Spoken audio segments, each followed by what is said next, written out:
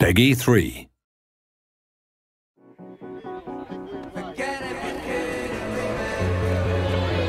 Welcome back to the latest developer diary for F1 2010.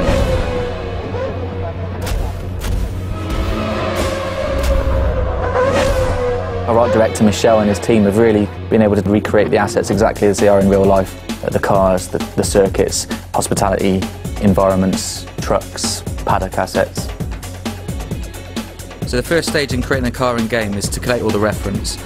We get basic CAD data from the teams in terms of wheelbase lengths or any of the other technical information on the car itself. We supplement that with photography and livery packs. So basically it's all the information we're going to need to recreate the real-life F1 car in game. Stage 2 is basically all about importing the CAD and building the 3D mesh. All the external visible parts, such as suspension, are all modelled individually so that they behave correctly in the game.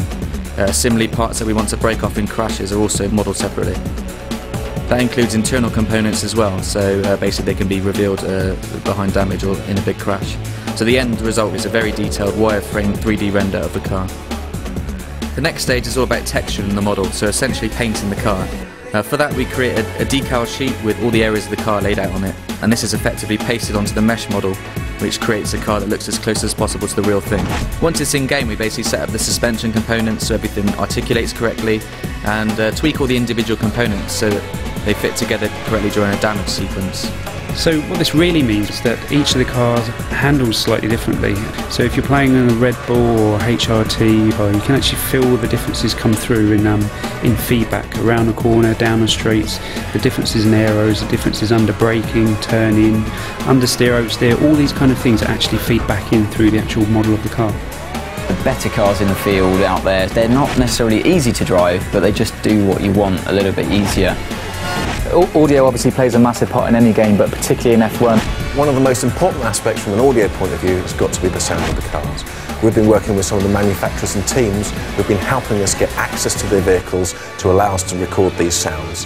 What you're hearing in the game is the sound of the car on the track. One thing that we noticed when we were recording these cars was that one car sounds like 3 or 4 cars going around the track. We've got a system in there now which is working in real time, where we model out the buildings and we say what material types of buildings are made out of, so reflections can be brighter or duller, and of course the distancing is calculated in real time as well, so it really gives you a sense of sound bouncing around. Creating the tracks for Formula 1 2010 is an amazing challenge really, because you can assume that the people playing the game are the most knowledgeable people out there. We're getting fantastic access to materials. We get as up-to-date CAD as we can achieve.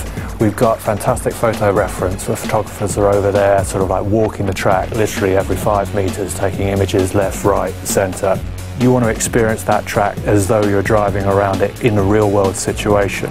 So there's a lot of emphasis goes into making sure that this track feels like it's embedded in a bigger landscape. You're actually, in Monaco. This thing is all about making you feel like you're there. Having Ant come in every few weeks has really allowed us to go beyond the data that we're given and actually enhance the tracks that much further. So obviously driving the real-world circuits enables me to give that impression to the guys creating the game, and there's all these details around circuits where we go to around the world that only the driver would know about. So for instance, turn 8 in Spa, I know straight away any car I've ever driven there always understeers as it plummets downhill around the sharp right-hander, and it's knowing that kind of detail as a driver that you can get over into the game as well. We're making a big push for the atmosphere in this game, certainly with the grandstands and the characters in the crowd. We actually want to make sure that the track becomes more populated as you go through the weekend. So we have the flags, we make sure that the banners reflect maybe the locations.